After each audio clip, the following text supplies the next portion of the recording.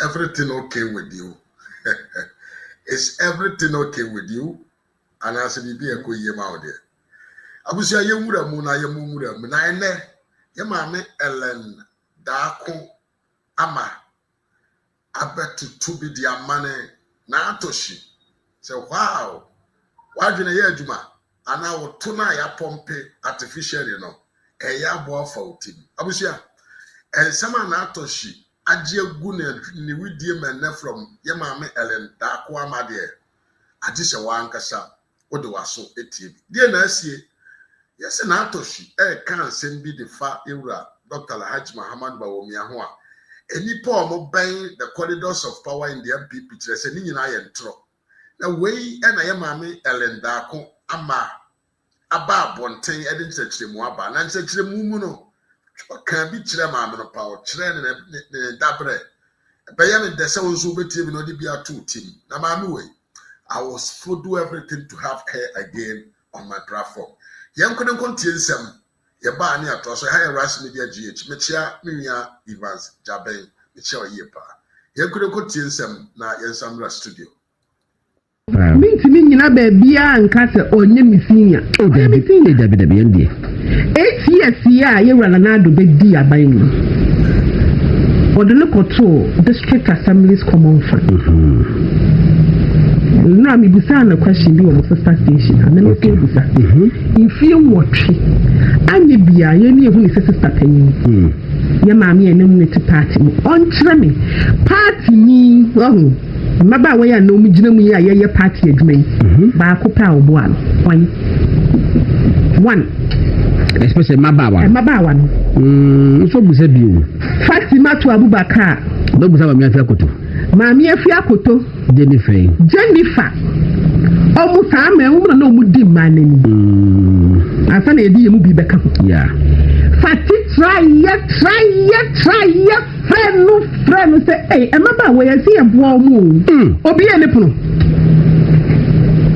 and almost sign yen say on your mobile ne kitwa ye omo be ye just female communicators every female communicators ye no 20 you David Musa ye no 20 10 kura po menya so ye bedu mama kan say ye kan ayensa no a ebi aware awo atukwan anima no ko ebi no menya so say 10 say ni makoja me 10 ye anima so twa pictures of flowers which they jina dodo anima good morning then now yes sir you flowers no put flowers no say I want them yeah no Mami we ye we mu asa men na ye pre no na Millicent ye bo amankwa no oye NDC ni onye MPpo onye DC oye NDC ni a all compete ye MP gracious ba kwa ewa Sunyane West na West Sunyane West na wo Naa Toshie na wo sisa ne mama Millicent so ada si di na babontin. Oh, and listen, the doors and that's the for the past 8 years. A man penyufo a omutimu wedding, omuye vindictive, omuhinimu bomo, or your number 1. I'm a winner so say bia we free Dr. Bawumia camp until wakasa. Dr. Bawumia camp obeying. Na make us some catch him saying come and to na Mrs. Mejai. Camp no buy and then ban obey. Obey no see Dr. Amfano. Vice President. Na Dr. Ziamfa. Wa hanu kukurapu. Ya kwa elections a ye lusu ye nansen o san be na office ho. O se abepe Vice President. Na Dr. say madam Otilo, sana nkai foka no otilo woso. Na odi akwa akopie papa yi na ka kire wo Naa Toshie o ka kire wo di na ti o ka kire wo sese bi se bi opie to kakaraka. Sasa wo kan yampa. Wanka. Wa ma wedi. Aha ye kwa hunya saka. Na me ha na ka ne je ko ntamo kan de kwa be hu na. Enye ho na me be kan na ka be ka se ni radio. Na me so kan na me so de the class what the difference be se de. Me am so sad. I'm so sad. Kennedy, Minister Pietro no who down. So who down who say that na mu odu. E dey be no diro kan kan. No na me pa na who di na chi. What who BBL? What who ya dey okay. Now we work with the papa we ya chi. And no point ha me.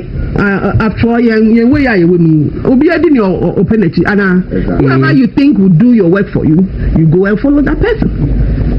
It's in your body. And to one of our and fire, me and my family, Team DMB and fire, we don't care. But Niama care, man or Anthony. What was so quaint? Woo, not to say, Obia Cassa, it's your Dr. Baumia, woo, Naa Toshie, I had drink a crack. He said, you'll be sorry, I'm not done Dr. Baumia. Canon for this for her punching bag. We are wrong. What Gyimie, is everything okay? And I just because of Dr. Baumia, no, you come. No, I catch you, movie, I did that you say, you come. What you say? But between Monday, couple Friday, calmness, me say, Mataka Kofabako. A crow hammer, come at here, repeat. Do I win? Whether NDC, even in the MPP, we bet to one no as Dr. Baumia Hono. Many will become. But the answer now for me will become. Let her now, you're rather but to Troy. I mean, Anta. Adam. Former finance minister. Or forward the man. Say, Sikatembi. Ye release Sikamano for district assemblies. Sikana could do district assemblies. Sikano. Now school feeding women. School feeding. But now your school feeding is I mean no year will come. This question can you mean for the crazy? School feeding pressure. I commit this question. Now when I touch now to Sikano so. School feeding. I come at 2 Mrs. Kwashiga will come. I remember why they taking over deputy women's organizer, or they say, oh, Safia Gray, Safia ni 40. All of a sudden, school feeding. I'm a Safia in your gray hair. In fact, meeting back, I say, Mamia is also part of the Premier Minister, but Cynthia Morrison. Yeah, Morrison. Cynthia Baye, Jeddah Minister. And then my back didn't talk about money in the school feeding. Practically, Nana. Oh, me war report to be made the Bama matter to CCA. Me war Auditor General's report on school feeding program. But for alkaline, and I'm the mamma, into the Masada in case it be a call a form bar, Abra Ellen Dinkono. Now what the actors for Amia Shadi. Auditor General's report. Was school feeding program. Sikai the mom, the uncle under Naa Toshie. I'm about to ask. Now, my school feeding has meeting me because it got to a point. Now, say you know you're oh, any but BM ready without apologies to the next BM Shadi. Forget about Bakona. I can say as soon was saying failure to release funds. I'm a school feeding program. 166 million. And yes, 228,000. Yes, 965.57 Ghana cedi. The 2021 approved formula for the allocation to the district assembly's common fund earmarked 10.18% the Ghana school feeding program. However, we noted that out of the total 266 million and the rest that was appropriated to the Ghana school feeding program for the 4 quarters of 2021, the administrator only released 100 million Ghana cedis to the Ghana school feeding program on May 2023. The details are provided below. May 2023, Mrs. Kwashiga not yet. So was it? Since Canada will release in 2nd May 2023. No. Now it was meant for 2021. And I will know. It's in kind of way. And 166 million. You need baby fire. We were disturb Bonnie way. Over to your fish. We are sending mommy. Because outstanding in 166 million. Me was TikTok. To be TikTok full as though ask for it. I will said the mom. I will put it on my page. So my man said the mom. I had the nothing. Your school feeding assembly, but not my use. And my use your young and constituency women organizers. It's who your constituency woman organizer. Now would see me. Now would see me. Yen sika Musika na mani abrewa na mo sori na mo ye went as far as omo ye demonstration I want na go for do fie na ni mo ni ma ya na wo na atoshe na otisika we na na wo wanya akukuduro akogina kuma ase say schools yakapi mo kan say common fan yakapi nti ukoko sre ba mia say onka bi ma when I get them far away, June 2017, Dr. Baumia to great and Shafi. Well, Dr. Baumia was it your appointing authority? You had so much access to the president. And you said, background will be cocan. No affair, you know the shoe. Nanado, so say, Massam. This one your bank power man opportunity. You will take precedence over the Oba and second over the TA. And it's nothing wrong because why am my money be big so chance I want the party who no other bad not or babesi I would snap party would dip on this thing school fee no then can be BSc card no BSc casua and can school fee the maid and can go mobile why one mobile element send the amount why one mobile can post why one mobile why who may you mobile so a man be almost come school fee the format come stories at countrywide. Never apathy isim. Ebe ye den na meye pie akoya campaign. And then who be kind of Baumia. In fact, obvious speaker Dr. Baumia but who Naa Toshie the Nkebi. Now, I say moving. How dare you? I will say on the man with ma. Dr. Baumia na man with ma. Ever. Sinagodon. Me da say ubia ya say ya ma opposition say Unaye administrator of a district assembly common fund. Yeah. You don't report to Dr. Baumia. Not at all. You report to the president. You report to the president through your minister. Your minister. Minister Krabo then or rather butch any more letter or whole moon. Papa. Night for come as someone. I feel there was say there was yes a papa say your bonio. One Dr. Baumia made that one that answer I found it was a cheeky response to the critics. And yes, Sinagodon, I agree with you perfectly. In a sense that my meno per se in Yamabi Amanka or pay free Yera Baumia Hono when so she's trying to do anything at all to bring Dr. Baumia in.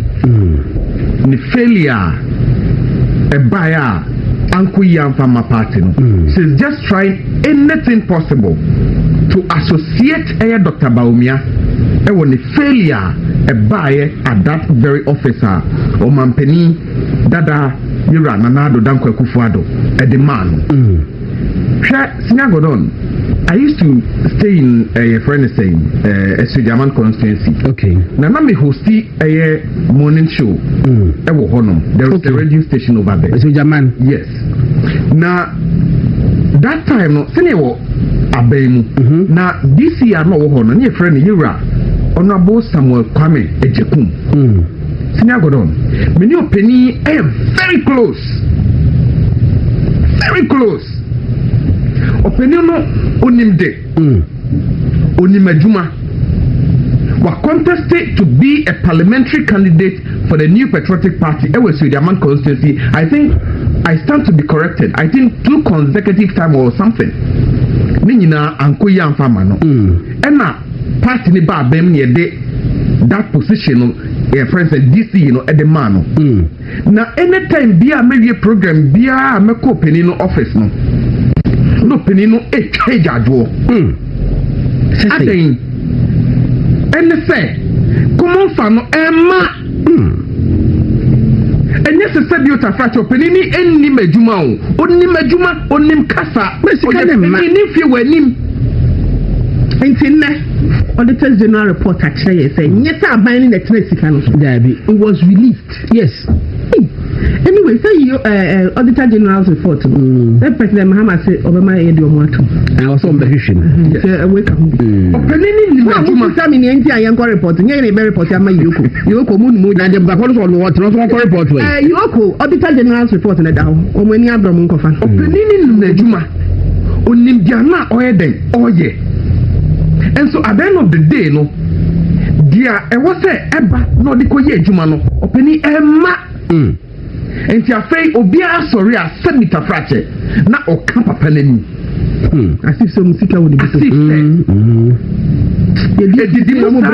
but papa ne born who modia to the extent said there was say oye bia ma party no etiminya enimonyam e wo bensini no oye Nina is because of you Naa Toshie because see this kanoma Ministry of Finance and this kanoma you don't release the money to the grounds. Senior Godon, this morning the Tinisio, do you know why? Because Mebano, let me tie a sister station. Now the former MC for Suhum Municipal. In someone in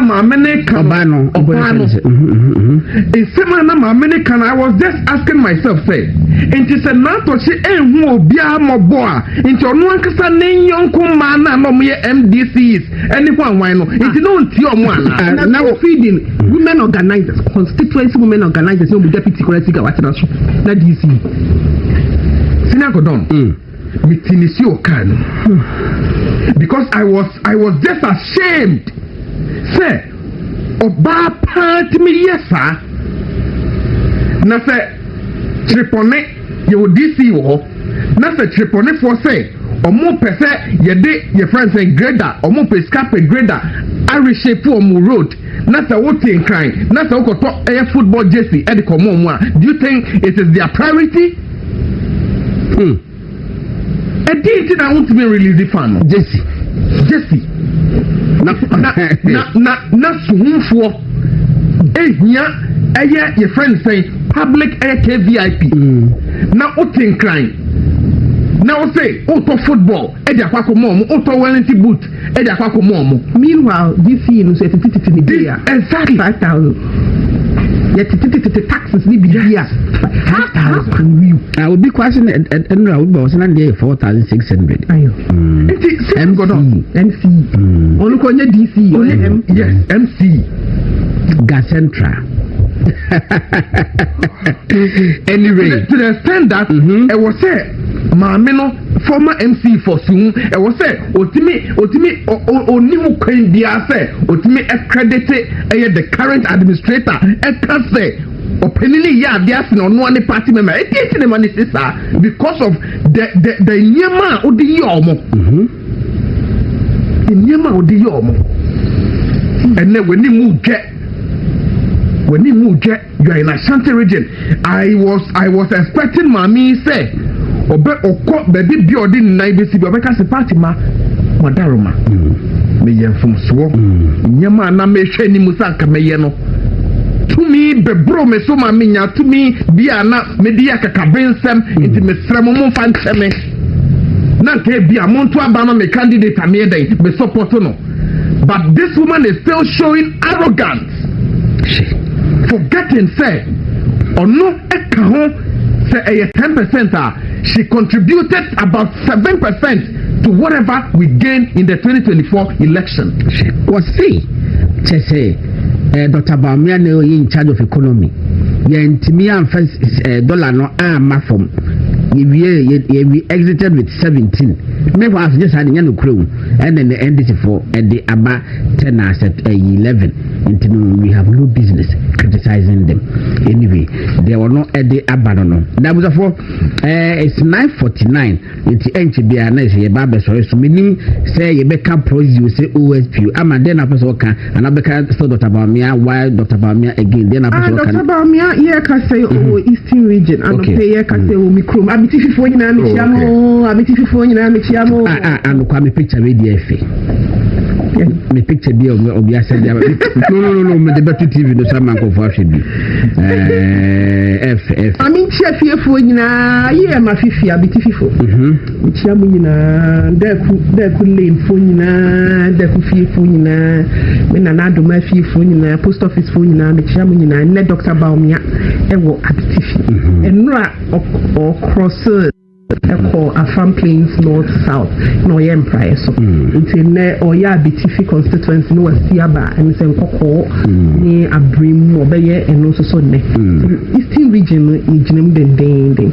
na machi omwe na maka chon say nyina at least you say kwa block ni ye nyina ye MPP for most of us nyina ye MPP for ye to abama MPP. They've always been with the NPP solidly behind the party. You don't want to now going forward, meaning say Yemia ni MP brand champion kahodi, but Yemina Yemi said 2028 ye P2 Tinia waye bida ni wako bida ni Ghana fu nimno ono na ye to abama no it means that the TV for will make the decision that they have to make almost politics na say the decision no omo be making in favor of Dr.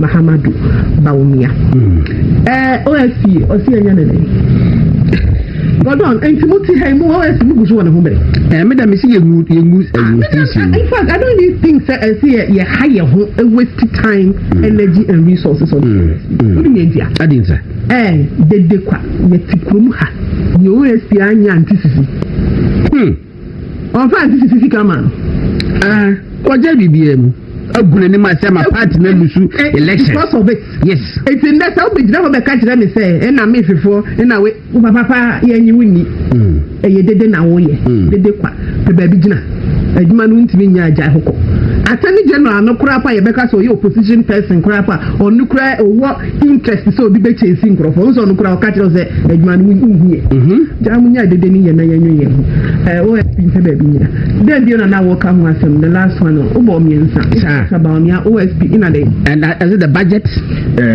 think that the removal of first Chief Justice. Let us say empty but so but I won't be here. The same year about this year 2028 and going forward. I bind the eye back. Wow, hold it down. We are Chief Justice, what's that go back? We are appeals court judge. 9 years I buy no time and I don't buy what's that go back because we are even high court judge.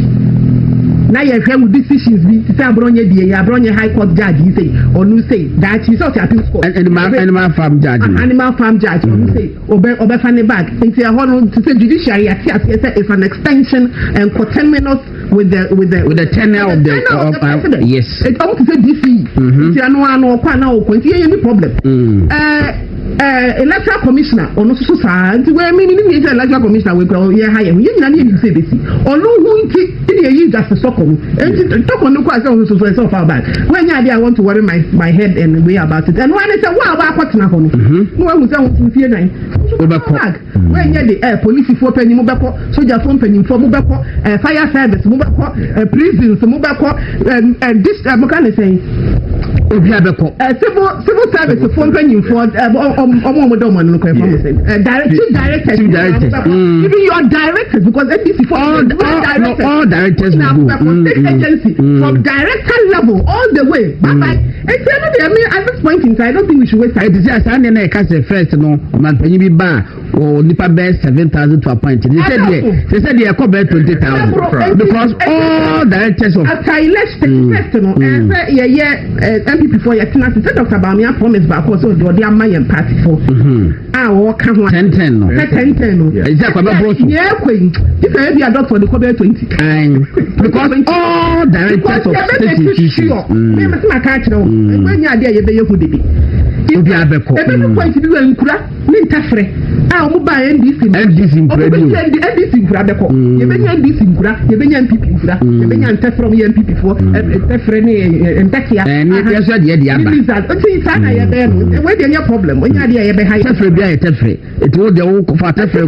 na me fa ntafre bra it's as simple as that Asset Isaac yes 2002 and why it and inflation about from na yankaya nso ebeka ya sere meka ho asem odi ato adwadifo so no amo ye hi enso so nyi omo a meka bio e de to aso esa public sector workers akufo ado beko no na wo salary ayi ni increase between 25 to 30%.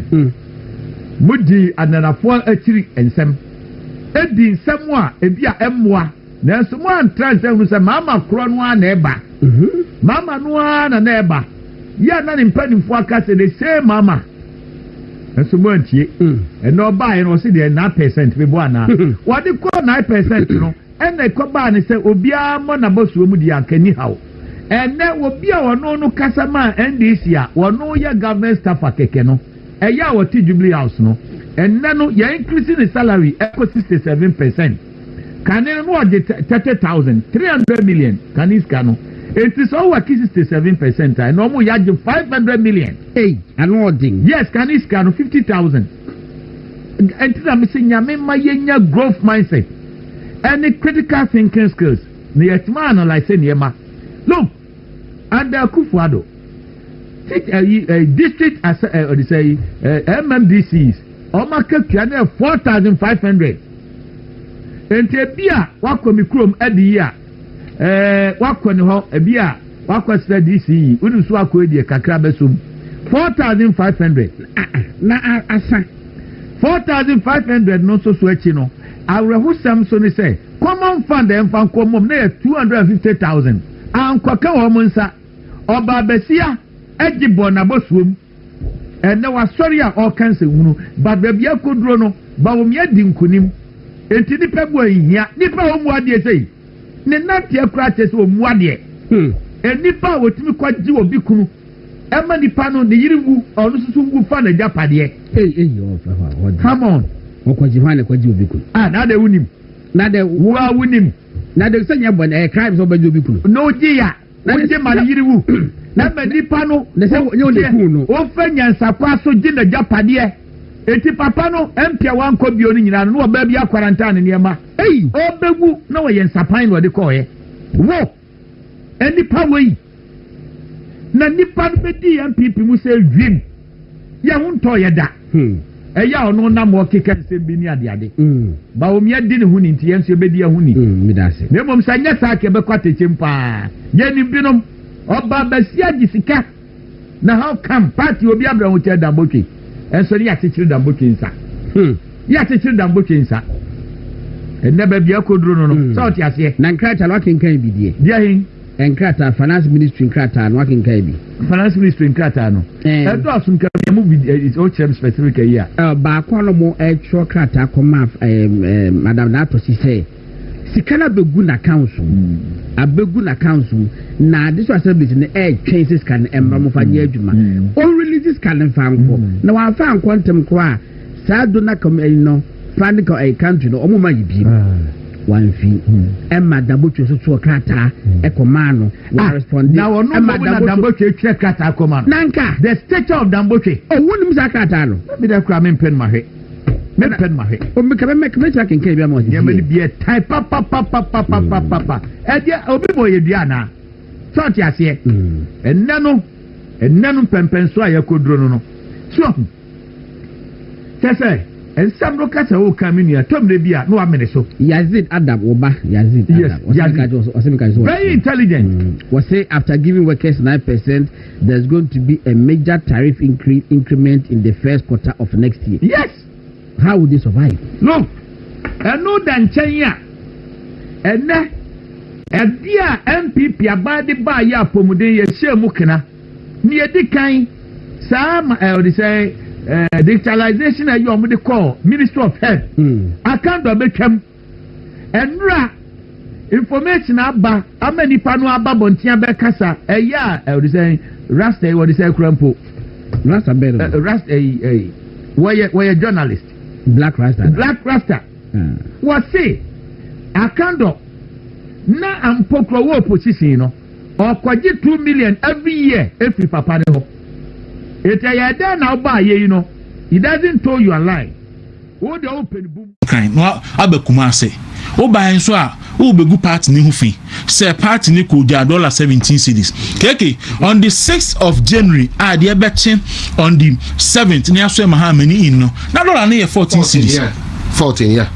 Naa Toshie be kan say 17 cedis. Just say self aggrandizement nti ogu ono an party na aban no a benefit so much no a ono akwa abontin o ka say aban de omunya sika pa no eni di do nya sika o nya sika na no me de ayi video ayi documents ni nyina ato abonten hwɛ wohwɛ sɛ development partners edi sika abre aban no December 2022 na April 27th 2024 na ɛsɛ finance minister etro krata akoma maame Naa Toshie sɛ me patro sika development partners ndi aba no yesi sika no guso te account no farmer assembly for won fa sika no ma assemblies nya adwuma enu nti no Swiss government say on fa sika emra ban ni biu na sika na ode ba no $22 million emu $6 million per ena local government. What it means, they say, ni aka ne beko other sectors of economy. Na wo Naa Toshie, wonti enya ade Ghana ban enye skada ye adwuma under an IMF program. And you know, release scano na from assembly for no first scano enye adwuma. We ya krata era Adam Etroye Edekokomano. Now, our session or say the continuous delay in the transfer of funds to the MMDA, bringing to question government's commitment to sign a bilateral cooperation agreement and poses a serious threat to the Ministry of Finance mandate of mobilizing more resources to support the decentralization agenda. Now, we are Oba will say, Baumia. Now, keke mi we be nyina no. Me kan me fidi ni so e won kan e wi ase so for no yima no na sorry dem me kan say enkrofo bi akwa kosia yakobopo yesi ye kose maami bi nkom na se ye hu se kan Japan ni be wini o wini a obeyira ni meet oba na oba no e be fi Greater Accra region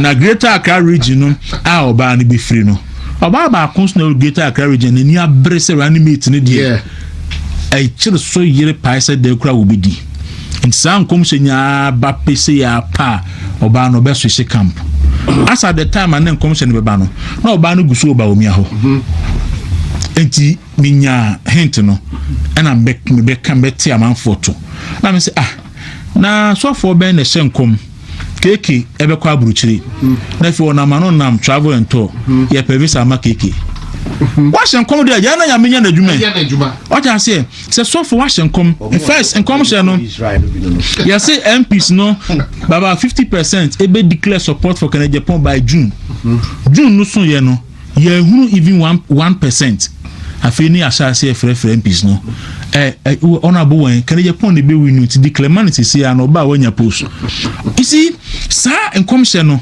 ene fa e ma me Naa Toshie ene we declare support me enye problem if enye commission bi akra democracy obetimi akoba bi opebia na mo wokoba bi a openo a na okkan sembi dia penifo se utwamutwama yibisa wase okkan sembi dia den crofons be ba beka ne omususu nim enti ya sre say omun focus no be anya the campaign. A typical example me video from Western region yira Canada Japan akọ Western region na wako jinata kwanso ayemu say mrikuduka emwe lusu takwa Western region seat 17 ena aka 2 MPP di aka 2 pe enti no obeji Western region asi wo and I was like really keke yanko Central region MPP seat and was Central region na 19 but I know ni aka 4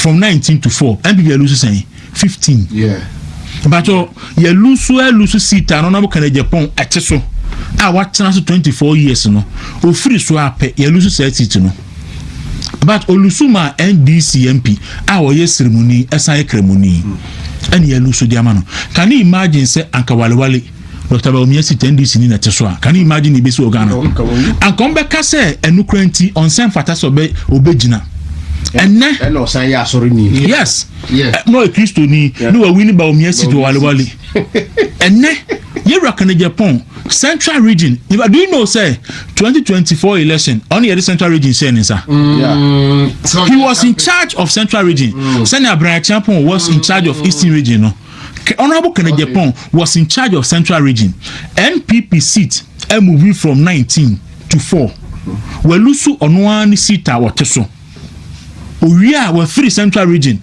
akọ western region, say or koje western region de si ho.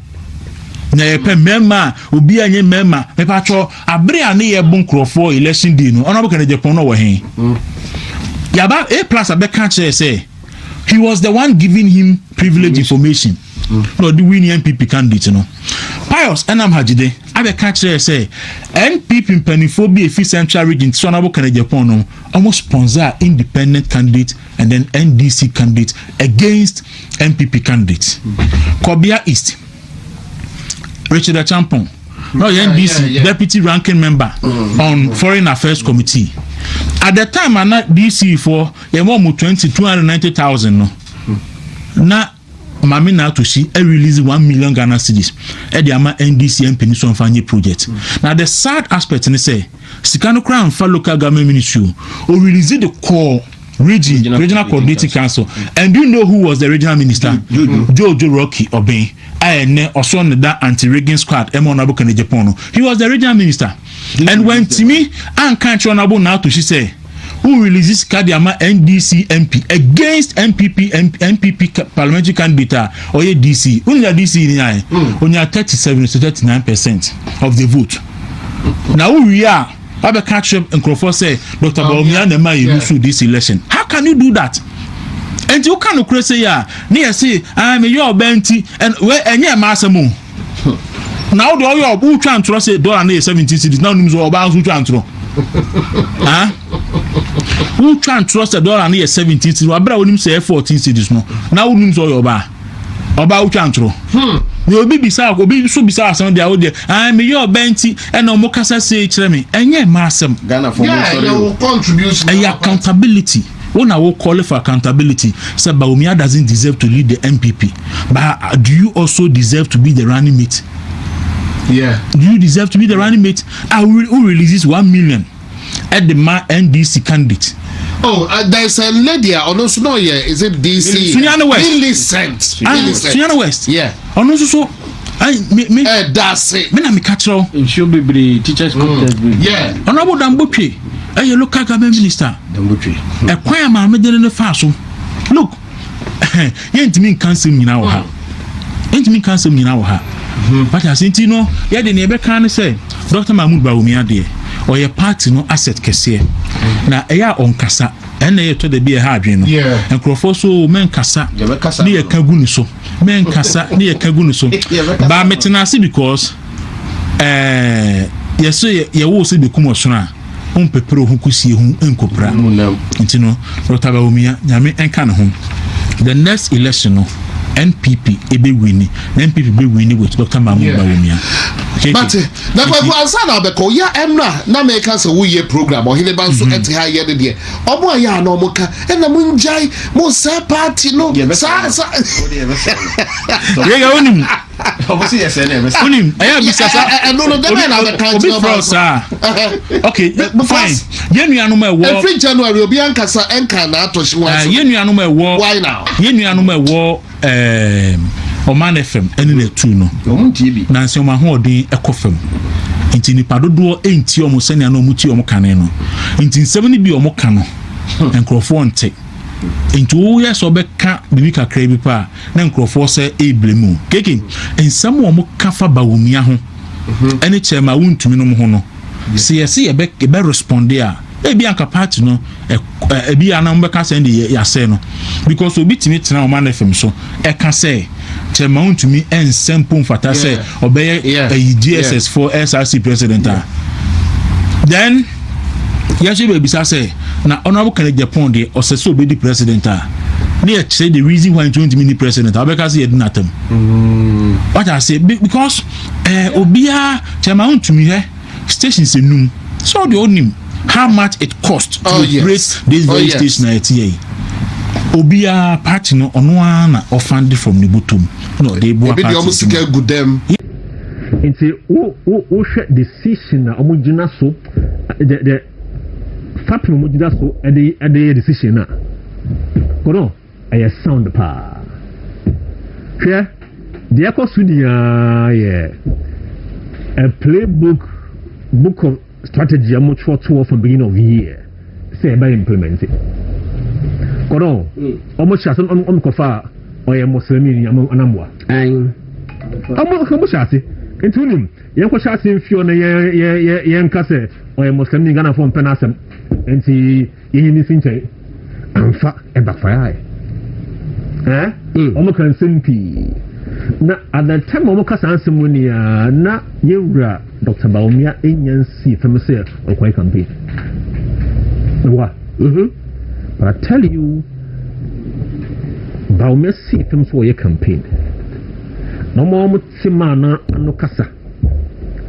Almost case or make it to be the leader again of MPP. And yes, who at see more on also Mutsini Casa.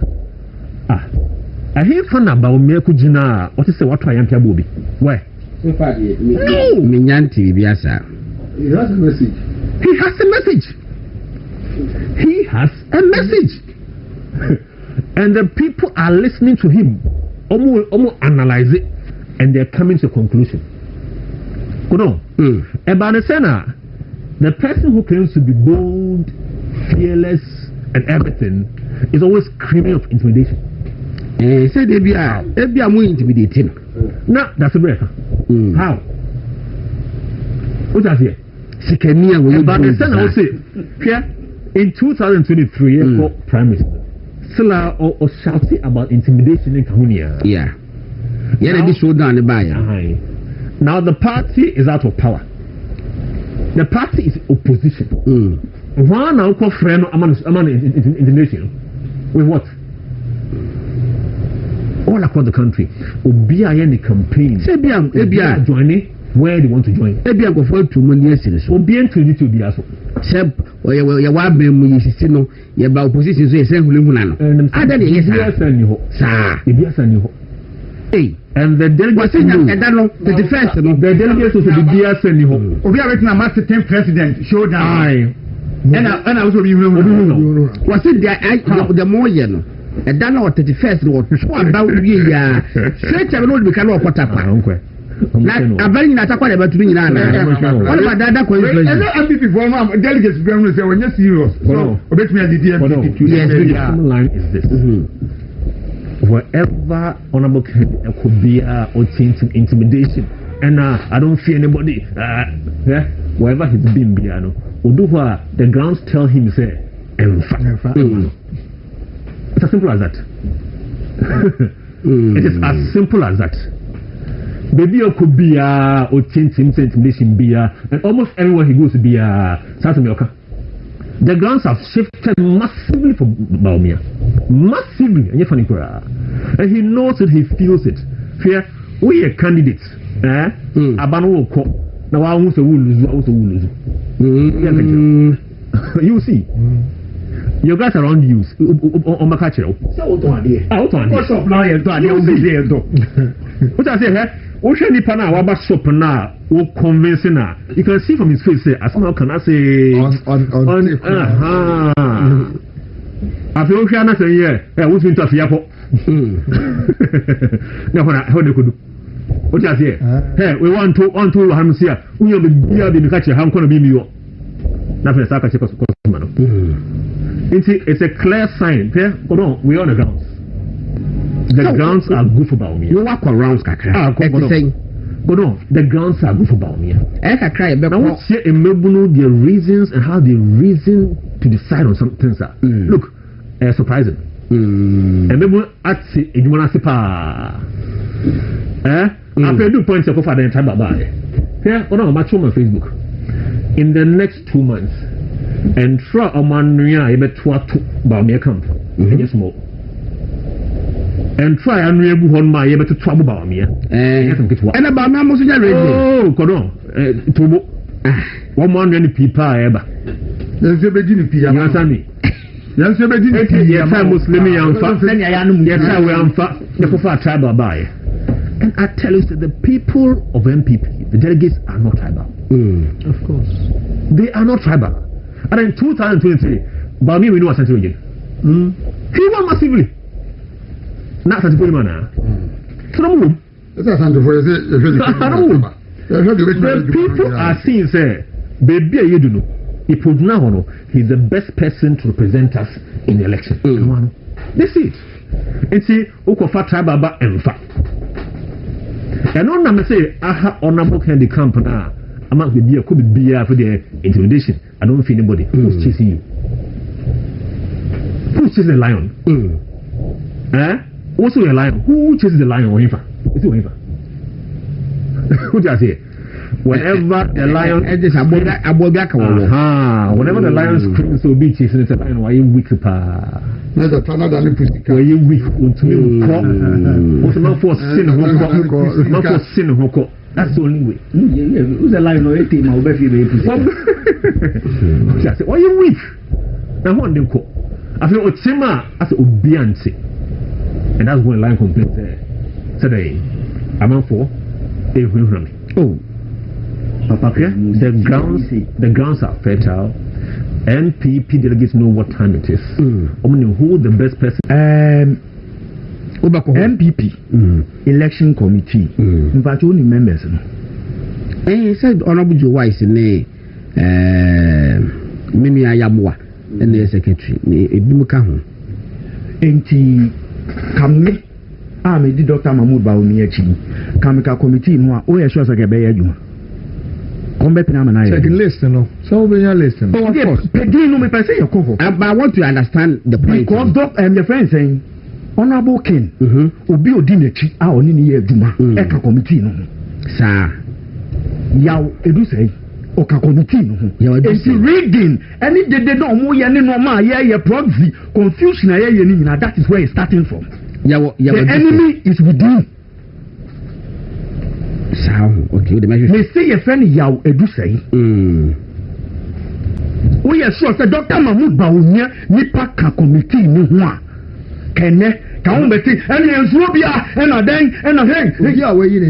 But I don't know who say Sab I so called OJFS. About so in a oh, yes. MPP, Amaya party no. They so here, young palace near Bubodino, and I am friend was Manus no deny. MPP for, or Montpellier for, National Executive Committee, no, can you have the confusion now, that is where it's coming from. Internal meeting near leaky. Internal meeting near leaky. That is where it's coming from. And Mikacho said the decision that was taken, there was nothing wise about that decision. Sometimes you get the now, let's start with Honorable Ken. Miss Reno, Otumikoji and Kunyano, was Central Regional, or Car say any dia, Enunti, only former chairman, Putin, at face, Noma, send Noma, attracting Crofonis Hanomano. See, if you live in a glass house, don't throw stones. You are addicted to a party match and also, if you're a man, be a man. Your era, that era now to do man, it is gone and dead. Now, my name, Kamaka, me so tired. You see any? How many seats did you give the party for you to have the nerves to come and stand in Western region and make noise? Who born dog? Just say campaign IFO. Also, I know Jam baby. Let me tell you, Mimaka, as I can see so. If you don't have anything to say, shut up and sit there. Dabi, shut up. They don't see that. No. She are not saying. Shut up with the what class am I? I'm a class. My class. Gordon, baby, I'll call it. Now, so your penny. Now, what to be beer? And the contest will be all constraints. Why? And yet, you need council of elders. Our concerns you. Yeah, and it won't mean for our son to her and Koshishu and Musa. No, Ama. Yeah, yodium. Saying Swabia, saying Swabiana, or Canon, or no one. Because say, I know, Ewo, Ablikumanofu, Echo Kicker, go, ye, a good get in your piano, shall come no Daniel. Your quack with Yatus, Memo, yeah, Bema, no idea. Bema and Pay, I mean, you need to do. Social media and you're watching a chat video now, your settings near channel, those things and you star. Brandy and China winning yet. now did now san man a term like I said do what that would be was say you one in a course school childhood friend and classmate as if say see obu ni ana was what show to the we are man na din kobo enti god yan kan yensi say on to me emfa hwe ma table no so a mon ka wo akonya kwa wo kogo ntimi amọ ho ban ko hwe bibi foforo baby a odi nkrofo achi ko contest ye nyino mu lusu seat no baby a honorable Ken ko dira contest ye lusu seat no now we can okay na election ya ko wu content aye boy atata ko si na ntwe achi a yes wado nani we ni agi ni pe ni ni agi wado ko boni peti dia yes o yare se obi declare Emma any other candidate dia na flyers dia him na ye kan se wakese obi ka so declare ma ba omia dia amsi boy omoboa enya no kre omoboa enya eno kwesi sen enti mu kontena social media no so na mo de be kan sempa bia mu ni sempa kam efa mo candidates no ho a mo be kanti no oh ebra bia mo pe asema fi the other candidate no mo nya bibia kan anasa mo ni campaign yo because this Obosia Dr. Baumia campaign platform so what attack other candidates dempa so better say be o can now be able can ho asemi na dia o chire matre onye ho anasa pa dia hardly will you see say Dr. Baumia dia platform so no attack other candidates didn't see but mo dia munya manto mo platform Dr. Baumia na mtisi so na mo attack no seni hwehino and also me tell say honorable asenso bo acha ko kan say Dr. Baumia ya ton dada ni t-shirt e ba bia ni billboard e bia be he kene ya pon krofo na nanya no kre we ye pobi ebubu man a mo say billboard ni t-shirt wo mo akasa no ohun ti na meske wan so akoma mu a ene som edi me bia be kan sem bia yenka nti so ma me de bia bet kene ya Japan se party no ntimi nkasa nkyere no a se party as MPP ntimi nkasa nkyere kene ya Japan a time will come a party man be kasa kyere no because party nyane dia anyane japade enyo na tiye wanya be man so nche obia osoria yensro bia ba bia ko gina bia yensro bia wan na ko party mo ani tu nsro bia da bia wo create confusion to party no da bia can Japan create confusion wo ya true for so see candidate ni na o da bia nde wunti mi am candidate am so ya true for can Japan me catch say Dr. Baumia Bravun $800 million no ka for be na be catch ase wo wo ya true for see wo bia one people wo say wo so ko how so wa ga so jiska no so ni bala tem theory can buy na wanye ba wo jisa ase ni na Ghana Dr. Baumia $800 million sa I just another ka catch say o me ko pay baby ntina because $800 million and Ghana cedis and Nigeria naira $800 million na panimu what na be gina ni panima catch say Dr. Baumia tam $800 million or the bravo you know very well say we di atro na Ghana IMF de Ghana IMF e kwaji e kwa 3 billion kwa no on my trenches kakra 600 million e no kra be brown fan saka 600 million ka se Baumia be tinya my Fiscal na what nya be kase Dr. Baumia atam $800 million e dey bro e be bribe eni pa we yaman kwa man na party ni say was for contest biu e ye serious political party bia no a kasa de no ka this one to ama bontia me chechi ma ke de be disqualify no yes say MPP so mo edi enokura ya djuma and kasa asem na Canada Japan can last 2 years no and kasa mo just to disqualify no because onya no kwafo I see yan konto kwa ana yenso bia zunzuro no Canada Japan wa unam hu e ba ntokwa betina kokumi anso da bia wa dragon ubi ona na jefiri wonu ba nyese bia MPP fo no wɔn ntumi nka bi wɔyɛ dua abododo wodi yɛ kyɛ sɛ wɔn ko ara ne obi a wɔbɛtumi agye party n'esi hɔ enti western region yɛbɛgye yɛ party esi hɔ wonim ho a hosere na mpadu na ɛbɔ ɔnwom sɛ owu a mɛwuo no ɛnyɛ me yasɛ ebi a no ma ɛnyɛ nipa pɛ anima deɛ na sika kakra a mapagya me ma no na ɔde ayɛ ne ho yie na ɔtwa me mɛgya enti obi a bɛwu a enti deɛ yɛ sɛ ɛyɛ wei no obi a bɛwu ɔtutu n'akyi yɛ sɛdeɛ ɛbɛyɛ a n'akyi nsɛn obiara ni hɔ a wakɔ contest primaries ɛwɔ Ghana ha na ɔyɛ MP anaasɛ na ɔyɛ MP mpa a ne seat efi ne party nsa di second de Japan